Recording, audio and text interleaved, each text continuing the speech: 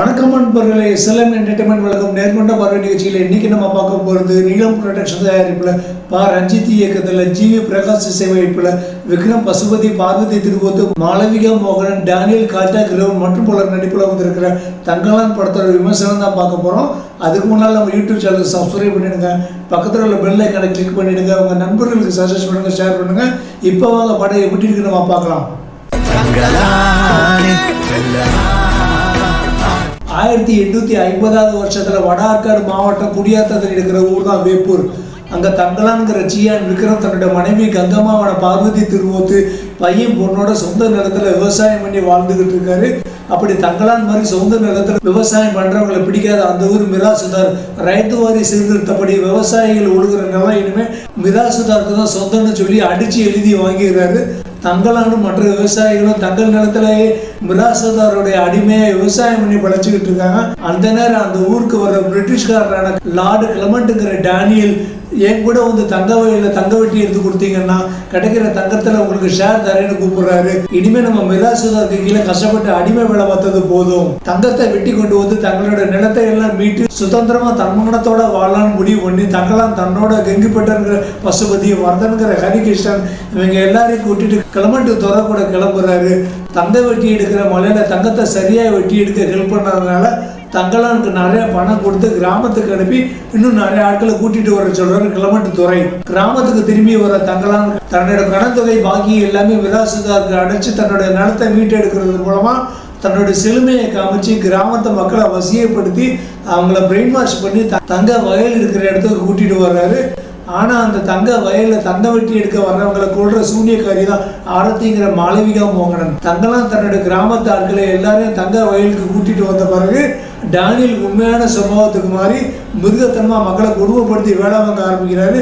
அதுக்கப்புறம் தங்கலானுக்கும் டேனியலுக்கு நடந்த சண்டை என்னாச்சு, தங்கலானுக்கு சூனியக்காரி ஆரத்திக்கு நடந்த சண்டை என்னாச்சு, இந்த எல்லா சண்டைகளையும் பங்கெடுத்துக்கிட்டவங்களுடைய உடம்புல இருந்து ரத்தம் வர்றதுக்கு பதிலாக படம் பார்த்த ரசிகர்கள் குரல் வலையை கடிச்சு குதறி ரத்தத்தை தெருக்கி விட்ட படம் தான் தங்கலான். தங்கலான் கதாபாத்திரத்துல சியான் விக்ரம் இவருடைய நடிப்பு வந்து உலகத்துல உள்ள எத்தனை பாஷையில வர்ணிச்சு சொன்னாலும் காணாது. தங்கலானாவே வாழ்ந்திருக்காரு. எப்படிப்பட்ட அற்புதமான ஒரு நடிகர் சியான் விக்ரம். தமிழ் சினிமாவில் கமலஹாசனுக்கு அடுத்து கிடைச்ச ஒரு பொக்கிஷம், ஒரு அதிசயம்னு சொல்லலாம், ஒரு லக்கி நடிகர்னு கூட சொல்லலாம். ஏன்னு பார்த்தீங்கன்னா இவர் ஆரம்பத்தில் நடித்த படங்கள் சரியா ஓடாதனால ராசி இல்லாத நடிகர் அப்படின்னு சொன்னாங்க. தமிழ் சினிமாவுடைய முக்கியமான இயக்குநர்கள் ஸ்ரீதர், மணிரத்னம், சங்கர், பாலு மகேந்திரா, இப்போ ரஞ்சித், பாலா, கார்த்திக் சுப்ராஜ்னு இன்னும் நிறைய இயக்குநர்கள் இவரை வந்து தேடிக்கிட்டு இருக்காங்க. இதை விட அதிர்ஷ்டம் வேற யாருக்குங்க கிடைக்கும்? இதில் பாலு மகேந்திரா இயக்கத்தில் விக்ரம் நடிக்கலையே நீங்க நினைக்கலாம். ஆனா ராமன் அப்துல்லா படத்துல பாலு மகேந்திரா விக்ரம தான் முதல்ல நடிக்க புக் பண்ணி இருந்தாரு. அதுல விக்ரம் வந்து நடிக்க மறுத்துட்டாரு. ஆரம்பத்துல இவர் நடிச்ச படங்கள் சரியா ஓடல அப்படின்னாலும் கிட்டத்தட்ட சினிமால வந்து விஆர் சோங்கிற நிலைமைக்கு வந்து மற்ற நடிகர்களுக்கு டப்பிங் பேசிக்கிட்டு ஒதுங்கி புதஞ்சுக்கிட்டு இருந்த இந்த வைரத்தை வந்து பாலாங்கிற இயக்குனர் தான் தோண்டி கண்டுபிடிச்சு எடுத்து சேதுங்கிற படம் மூலமா இவரோட திறமையை வெளியில கொண்டு வந்தார். அந்நியன் படத்துக்கு அப்புறமும் நிறைய தோல்வி படங்களை கொடுத்தாரு. ஆனா இன்னைக்கு தன்னோட மார்க்கெட்டை வந்து ஸ்டெடியா வச்சிருக்காரு சியான். இப்பவும் தமிழ் சினிமாவுடைய பெரிய நடிகர்கள் ஒருத்தரா இருக்காரு. இந்த அதிர்ஷ்டம் இவரை விட வேற யாருக்கு கிடைக்கும்? 2005 வந்து அந்நியன் தான் இவர் கொடுத்த கடைசி கிட்ட படம். அதுக்கப்புறம் கிட்டத்தட்ட 20 வருஷங்கள் ஆச்சு. இந்த 20 வருஷங்களும் இவரோட படங்கள் வந்து ஒரு 10 வந்திருக்கும். அதுல தெய்வ திருமகள், இரும்புகள் மட்டும்தான் இவரோட மானத்தை கொஞ்சமாவது காப்பாத்துச்சு. அப்படி இருந்து இன்னைக்கு விக்ரம் நடிச்ச இந்த தங்கலான் படத்துக்கு 20 வருஷங்கள் தோல்வி படங்கள் கொடுத்த ஒரு நடிகருடைய இந்த தங்கலான் படத்துக்கு இன்னும் நம்ம அவங்களோட வெயிட் பண்ணிட்டு இருக்கோம் அப்படின்னா இதை விட வேற அதிர்ஷ்டம் இவருக்கு வேற என்னங்க வேணும்? விஜய், அஜித்லாம் இவர் மாதிரி ஹிட் படங்கள் கொடுத்து ரொம்ப வருஷம் ஆச்சுன்னா இந்நேரம் அவங்க எல்லாம் வீட்டுல உட்காந்து ரெஸ்ட் எடுத்துக்கிட்டு இருப்பாங்க. ஆனா மனுஷன் இன்னைக்கு பிஸியா இருக்காரு. இது இவருடைய திறமைக்கு, உழைப்புக்கு கடவுள் கொடுத்த பரிசு அப்படின்னு வச்சுக்கலாம். ஆனா கடவுள் கொடுத்த இந்த பரிசை இவர் சரியா யூஸ் பண்றாரா அதை நம்ம மைனஸ் பண்றதுல பார்ப்போம். இந்த படத்துல விக்ரம் தங்கலான் ஆரம்பத்துல தன்னுடைய குழந்தைகளுக்கு முப்பாட்டம் கதை சொல்ற இடங்கள், மிராசுதார் ஆட்கள் நிலத்தை எரிச்ச உடனே பதற காட்சிகள், மிராசுதாருக்கு அடிமையை வேலை பார்க்கிற காட்சிகள், வெள்ளக்காரர்களையும் மற்ற நண்பர்களையும் கோளாறு தங்கவேலுக்கு கொண்டு போற காட்சிகள், குறிப்பா போகும்போது நிறைய வசனம் பேசிக்கிட்டே போவார். அடுத்த ஆரத்தி கூட சண்டை போடுற காட்சிகள், டேனியல் கூட சண்டை போடுற காட்சிகள், மக்களை உசுப்பேத்துறதுக்காக பேசுற அந்த புரட்சி வசனங்கள், மனைவி காதலோடு கொஞ்சம் சீன்கள், மகள் இறந்தோடனே பதற காட்சிகள், சக்கலத்துக்கு மனைவிக்கு நடுவில் மாட்டிக்கிட்டு புலம்பி கதற காட்சிகள், இப்படி ஆரம்பத்திலிருந்து முடிகிறவரை மனுஷன் பட்டைய கிளப்பியிருக்காரு. அடுத்து கங்கம்மாவை பார்வதி திருவோத்து என்ன நடிப்பு அப்படிங்கிறீங்க? விக்ரமுக்கு அப்படி ஒரு டஃப் கொடுத்துருக்காங்க.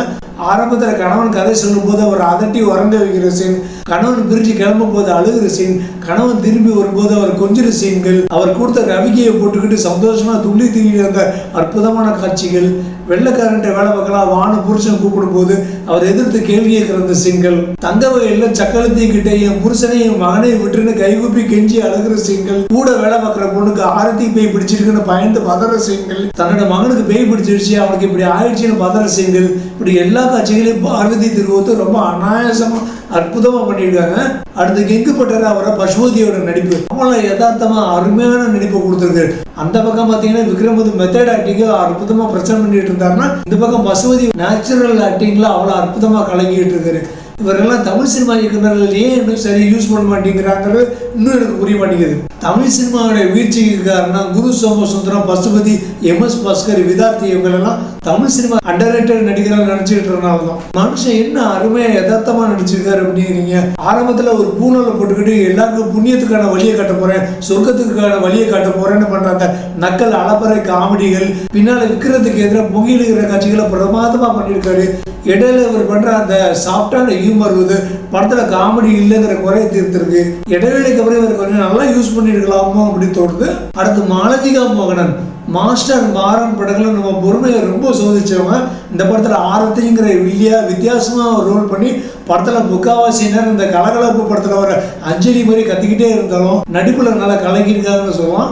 மற்றபடி அந்த கிளமண்ட் துறையா வர டேனியல் கோல்டு கிரவுன், வர்தனா வர ஹரிகிருஷ்ணன், அவர் மனைவியா வர அந்த நடிகை, விக்ரமுடைய மகனா வர அந்த நடிகர், இப்படி எல்லாமே ரொம்ப அற்புதமா பண்ணியிருக்காங்க. இப்படி கேஸ்டிங் டிபார்ட்மெண்ட்ல யாருமே எந்த குறையுமே வைக்கல இந்த படத்துல.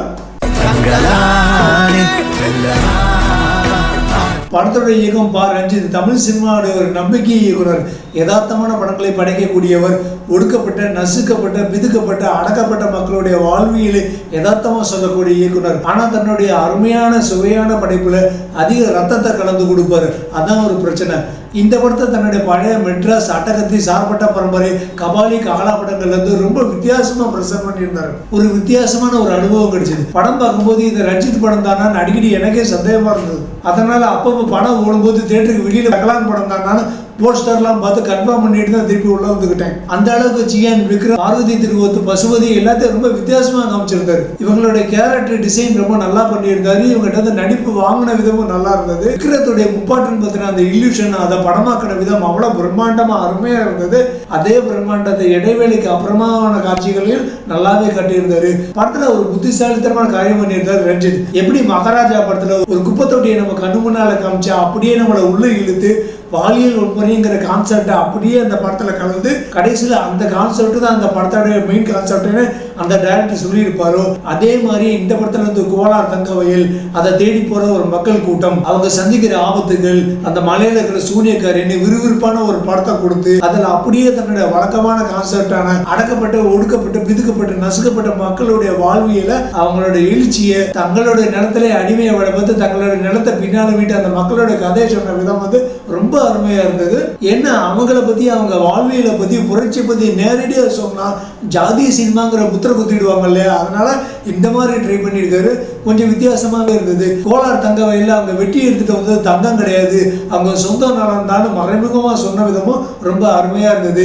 இடையில அவர் காமிச்ச அந்த புத்தர் சிலை, அந்த மாதிரி கோடிங் ரொம்ப நல்லா இருந்தது. அடுத்த படத்தோட இசை வந்து ஜிவி பிரகாஷ், டெக்னிக்கல் டிபார்ட்மெண்ட்ல வந்து நம்பிக்கையூட்டும் நாயகன் அப்படி சொல்லலாம். அந்த அளவுக்கு அற்புதமான ஒரு பிஜிஎம் ஸ்கோரிங். டைட்டில் சீன்ல இருந்து அந்த பரபரப்பான இல்யூஷன் காட்சிகள், இப்ப நடக்கிற காட்சிகளோடு மெர்ஜாகிற இடங்கள்ல அவர் போட்ட பிஜிஎம், சண்டை காட்சிகளை இவர் கொடுத்த பிஜிஎம் ஸ்கோரிங்லாம் அவ்வளவு அற்புதமா இருந்தது. ஜிவி பிரகாஷ் இசை இல்லைன்னா இந்த படமே இல்லைன்னு நம்ம வச்சுக்கலாம். இந்த படத்துக்கு விக்ரமும் ஜிவி பிரகாஷ் தான் இரண்டு கண்கள் நம்ம தைரியமா சொல்ற அளவுக்கு பண்ணியிருக்காரு. இவ்வளவு அற்புதமா பிஜிஎம் ஸ்கோரிங் பண்ற ஜிவி பிரகாஷ் இடையில ஏன் இந்த நடிப்புங்கிற பேர்ல நிறைய தேவையில்லாத ஆணியெல்லாம் புடிக்கிட்டு இருந்தாருன்னு தெரியல.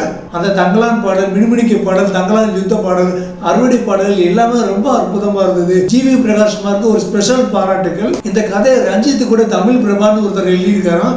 அதே மாதிரி இந்த படத்துக்கு திரைக்கதையும் ரஞ்சித் கூட அழகிய பெரியவன் அப்படிங்கிற அரவிந்தர் தான் எழுதியிருக்காரு. அவர் தலித்து மக்களுக்காக கதை எழுதக்கூடியவர். அடுத்த படத்தோட கேமராமேன் கிஷோர் குமார் ஜிவி பிரகாஷுக்கு அடுத்து டெக்னிக்கல் டிபார்ட்மெண்ட் சைடில் அற்புதமாக உழைச்சிருக்காரு. அந்த கோலார் தங்க வயல வெட்டை வெளியில மொட்டை வெளியில படம் பிடிச்ச விதமும் ரொம்ப அருமையாக இருந்தது. இரவு காட்சிகளை படம் பிடிச்ச விதமும் ரொம்ப அற்புதமாக இருந்தது.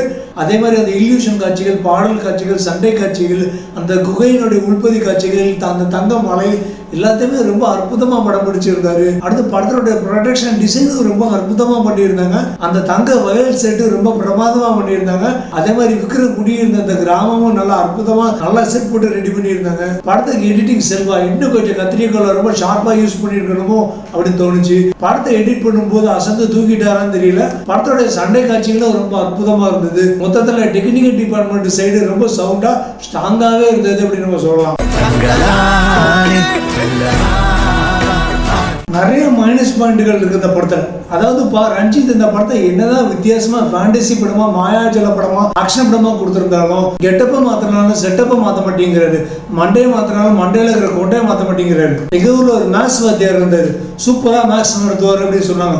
ஒரு கிளாஸுக்கு நாங்க போனோம். அல்ஜிப்ரால a plus b the whole square is equal to a square plus b square plus 2ab அப்படின்னு ஒரு ஃபார்முலா சொல்லி கொடுத்து அதுக்கு எக்ஸாம்பிள் கணக்கெல்லாம் நிறைய சொல்லி கொடுத்தாரு. நல்லா சூப்பரா இருந்தது. அடுத்த கிளாஸுக்கு போனோம். செகண்ட் ஃபார்முலா அப்படின்னு சொல்லி x plus y the whole square is equal to x square plus y square plus 2xy சொல்லி ஒரு எக்ஸாம்பிள் சம்பளம் சொல்லி கொடுத்தாரு. நல்லா தான் இருந்தது. மூணாவது நாள் கிளாஸுக்கு போனா ஒரு ஸ்மார்ட் ரூம் சொல்லி ஒரு இடத்துக்கு கூட்டிட்டு போய் தேர்ட் ஃபார்முலா சொல்லி p plus q the whole square is equal to p square plus q square is equal to 2pq னு ஆரம்பிச்சாரு. பார்க்கணும், மனுஷன் எல்லா கிளாஸ்லயும் ஒரே ஃபார்முலாவை தான் x y p q a b னு மாத்தி மாத்தி போட்டு சொல்லி கொடுத்துட்டு இருக்காரு. அப்பதான் தெரியுது அவருக்கு அந்த ஒரு கணக்கு மட்டும்தான் தெரியும்னு வெறுத்து போய் ஓடி வந்தோம். அதே வாத்தியார் வேலையை தான் நம்ம ரஞ்சித் பண்ணிட்டு இருக்காரு. ஒரு படத்துல ரஜினி வர்றாரு, இன்னொரு படத்துல விக்ரம் வர்றாரு, பழைய படத்துல கார்த்திக் வந்தாரு, ஆர்யா வந்தாரு. ஆனா வேற கதை மட்டும்தான் இவர் பாக்கெட்ல இருந்து வரவே மாட்டேங்குது. ரஞ்சித் சார் இன்னும் உழைக்கிற மக்களை பணக்காரங்க சொல்றாங்க, அவங்களுக்கு சரியா கூலி கொடுக்குறாம ஏமாத்துறாங்க. அதனால இந்த பாதிக்கப்பட்ட ஒடுக்கப்பட்ட மக்கள் பொங்கி எழுகிறது, புரட்சி பண்றது, பொண்ணுங்க ரவிக்கு கொடுக்கறது, உழுவுறவனுக்கு தான் நிலம் சொந்தம், அவரோட உழைப்புக்கான சரியான ஊதியத்தை கொடுக்கணும் அரசமாவே அரைச்சிக்கிட்டு இருக்கீங்க சார். அவங்க ஒடுக்கப்பட்ட மக்கள் ஒரு நாள் முதல் வரானா எப்படி இருக்குன்னு ஒரு பாசிட்டிவா ஒரு படம் எடுங்க, மோட்டிவேட் பண்ணுங்க. அவங்க ஒடுக்கப்பட்ட மக்கள் பதவிக்கு வந்து லஞ்சம் வாங்குறவங்கள, ஊழல் பண்றவங்கள தண்டிக்கிற மாதிரி பாசிட்டிவா படம் எடுங்க சார். திருப்பி திருப்பி இந்த சங்கர் பாலா மாறி சொல்லுவார் மாதிரி அரசமாவே அரைச்சிக்கிட்டு இருந்தா என்ன சார் அர்த்தம்? எங்கள் மக்களை அடக்குகிறார்கள், ஒடுக்குகிறார்கள், அவர்கள் உழைப்பை சுரண்டுறாங்கன்னு நீங்களே திருப்பி திருப்பி கூப்பாடு போட்டுக்கிட்டே இருக்கீங்க. ஒரு கட்சி கூட்டத்தில் தொண்டன் வந்து மைக்கில் சொன்னானா, என் தலைவரை எதிர்கட்சி தலைவன் அறிவில்லாதவன் சொல்றான். என் தலைவர் அறிவில்லாதவனா? அவருக்கு சுய அறிவு இல்லையா, சூழறிவு இல்லையா? என் தலைவர் அறிவில்லாத சொல்றதுக்கு எவனுக்கு தகுதி கிடையாது. என் தலைவன் அறிவில்லாதவனை நிரூபிக்க சொல்லுங்கன்னு பேசிக்கிட்டே இருந்தான். அதுக்கு தலைவன் அந்த தொண்டனை கூப்பிட்டு எதிர்கட்சி தலைவனா அது ஒரு தடவை தான் அவன் கட்சி கூட்டத்துல தான் சொன்னான். ஆனா நீ கூட்டம் போட்டு மைக்கிலேயே எல்லா மக்கள் முன்னாலே அறிவில்லாதவன் 100 தடவை சொல்லி என்னை அசிங்கப்படுத்திட்டே திட்டினாராம். அந்த காரியத்தை தான் ரஞ்சி பண்ணிட்டு இருக்காரு. இன்னும் எங்க மக்களை அடக்குறாங்க, ஒடுக்குறாங்க, மிதிக்கிறாங்க, நசுக்குறாங்கன்னு சொல்லி மக்களை தூண்டி விட்டுட்டு இருக்காரு. இதுல இவரு இதே அந்த அடக்குற வேலை, ஒடுக்குற வேலையை தான் பண்ணிட்டு இருக்காரு. அது என்ன நான் பின்னால நான் சொல்றேன். சரி, திரைக்கதையாவது ஒழுங்கா எழுத வேண்டாமா? ஒன்று பீரியட் படமாக எடுக்கணும், இல்லைன்னா யதார்த்த படமாக எடுக்கணும், இல்லைன்னா ஹரர் மூவியாக எடுக்கணும், இல்லைன்னா ஃபேண்டசி படமாக எடுக்கணும், இல்லைன்னா ஆக்ஷன் படமாக எடுக்கணும், இல்லைன்னா புரட்சி படமாக எடுக்கணும். இப்படி ஒரு உப்பு சொப்பு இல்லாத அவியெல்லாம் கொடுத்தா யாருங்க பசியார சாப்பிட முடியும்? நல்லவேளை ரஜினி உஷாராய் தப்பிச்சாரு. பாவம் விக்ரம் தான் மாட்டிக்கிட்டாரு. விக்ரமும் பாவம் மாடா உழைக்கிறாரு. படத்துக்கு படம் நிறைய வித்தியாசமான கேரக்டர் பண்றாரு, கெட்டப் சேஞ்ச் எல்லாம் பண்ணிட்டு இருக்காரு. கேரக்டர்களுக்கு நிறைய மெனக்கிறாரு. ஆனா கதையை மட்டும் கேட்கவே மாட்டேங்கிறாரு. டைரக்டர் சரியா செலவு பண்ண மாட்டேங்கிறாரு. தேவர் மகன் படத்துல காந்திமதி அம்மா சொல்லுவாங்கல்ல, நாங்க கொடுத்த தாய்ப்பால்லாம் அப்படியே ரத்தமா ஓடுதுன்னு. அந்த மாதிரி விக்ரமுடைய மெனக்கடல்கள், உழைப்புகள், தியாகங்கள் எல்லாமே நிழலுக்கு இழைத்த நீராய் வீணா எல்லா படங்களையும் தரையில ஓட்டிட்டு இருக்கு கடந்த 20 வருஷமா. அவர் என்ன பண்றாங்க அப்படின்னா, சார் இந்த படத்துல உங்களுக்கு 5 கேரக்டர் இருக்கு, ஒரு கேரக்டருக்கு 3 கெட்டப் வச்சுக்கிட்டீங்கன்னா இந்த படத்துல உங்களுக்கு 15 கெட்டப் இருக்கு சார், வந்து நடிச்சு கொடுத்தீங்கன்னா படம் சூப்பர் ஹிட் ஆகும் சார், உங்களுக்கு வந்து ஆஸ்கார் விருது கன்ஃபார்ம் சார் சொல்லி அவரை வந்து ஆசை காமிச்சு இழுத்துட்டு வந்துட்டு அவரோட உழைப்பை சுரண்டி குப்பையான படமாக கொடுத்துக்கிட்டு இருக்காங்க நம்ம தமிழ் டைரக்டர்ஸ் நிறைய பேர். ஆனால் விக்ரம் படத்தை பார்த்து நாம தான் கதறிட்டு இருக்கோம் கடந்த 20 வருஷமா. சரி, கமல் மாதிரி இப்படி ஜியான் விக்ரம் வித்தியாசமா பண்றாரு, ஆனால் கமல் அளவுக்கு இவரால் இப்படி சர்வை பண்ண முடியலையே, ஏன் அப்படின்னு நான் யோசிச்சு பார்த்தேன். அதுக்கு ஒரு முக்கியமான காரணம் என்ன பார்த்தீங்கன்னா, கமல் என்னதான் குள்ளன், வயசான தாத்தா, பாட்டி, தீவிரவாதின்னு வித்தியாசமான கதாபாத்திரங்கள் நிறைய பண்ணாலும் இடையில காமெடி ஜானர் படங்கள், குடும்ப ஜானர் படங்கள்னு வித்தியாசமா பண்ணிட்டு இருந்தாரு. நமக்கு பார்க்கறதுக்கு வித்தியாசமா இருந்தது. இதெல்லாம் விஸ்வரூபம் வரைக்கும் மட்டும்தான். ஆனா நம்ம சியான் விக்ரம் பாத்தீங்கன்னா எல்லா படத்துலயும் ஒன்னும் துப்பாக்கியை தூக்கிட்டு முறைச்சிட்டு நிக்காரு, இல்லைன்னா அருவாளை தூக்கிட்டு முகத்தை சீரியஸா வச்சுட்டு இருக்காரு, ஜிம் பாடியை காமிச்சுட்டு இருக்காரு. எல்லா படமும் ஒரு ஆக்ஷன் படமா பண்ணிட்டு இருக்காரு. படம் பார்க்குற நமக்கு தான் ஒரே அலுப்பா இருக்கு. விக்ரம் சார் தயவு செய்து பாடி பில்டுக்கு காமிக்கிற அக்கறையை ஸ்டோரி கண்டென்ட்ங்கிற பேஸ்மெண்ட்டுக்கு காமிக்க சியான் சார். உங்களுக்குலாம் தமிழ் டைரக்டர்ஸ் சரிவிட்டு வர மாட்டாங்க. உங்களை வச்சு படம் எடுக்கிறதுக்கு தமிழ் டைரக்டர்ஸ் சரியான டேலண்ட் இல்ல. நீங்க அப்படியே மலையாள கரையோரமா ஒதுக்க வேண்டிய ஆள். உங்களை வச்சு டைரக்ட் பண்ணக்கூடிய சரியான புத்திசாலியான ஆட்கள் மலையாள இயக்குநர்கள் தான். அதனால சியான் விக்ரம் இனிமே கொஞ்ச நாளைக்கு ரூட்டையும் ஸ்டேட்டையும் மாத்தினா நல்லா இருக்கும். அடுத்த படத்துல நிறைய லாஜிக் மிஸ்டேக். வெள்ளக்காரன் பேசுற இங்கிலீஷ் விக்ரம் எந்த கான்வெர்ட்ல படிச்சுட்டு சரியா மொழிபெயர்த்து சொல்றாருன்னு தெரியல. அந்த மாதிரி கரும் சிறுத்தை, எருமை, மாடு, பாம்பு இது எல்லாத்தையுமே மக்கள் விக்ரம் அடிச்சு கொள்ற வரைக்கும் பார்த்துக்கிட்டே இருக்காங்க. துப்பாக்கியால தப்பு தப்பா சுட்டுக்கிட்டு இருக்காங்க. அவர் தான் எல்லாத்தையும் கொல்ல வேண்டி இருக்கு. ஏன் இப்படி ரஞ்சித் ஹீரோயிஸ்ங்கிற மாய வலையில சிக்கிறான்னு தெரியல. திரைக்கதை ரொம்ப பலவீனமா இருக்கு. அதுல இடைவேளைக்கு அப்புறம் பாத்தீங்கன்னா வாழ பட்டாசு கட்ட கழுத மாதிரி தறிக்கட்டு ஓட்டிட்டு இருக்கலாம். டைரக்டர் என்ன சொல்ல வர்றான்னு கடைசி வரைக்கும் நமக்கு புரியவே இல்லைன்னு பார்த்தா, ஒரு தமிழ் படத்துல தமிழ் கதாபாத்திரங்கள் பேசுற தமிழ் மக்களான நமக்கு புரிய மாட்டேங்குது. கதையை ஒரு குத்து மதிப்பா தான் தெரிஞ்சுக்கிட்டு வேண்டியிருக்கு.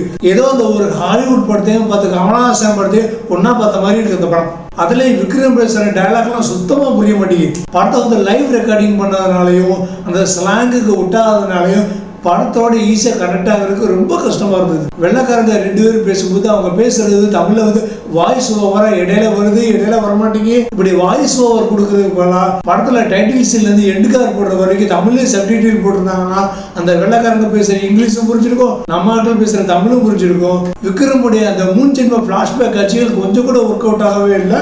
ஆடியன்ஸ் மனசுல இவன் கொண்டு வந்த ட்விஸ்ட் எந்த ஒரு பாதிப்பையும் ஏற்படுத்தவே இல்லை.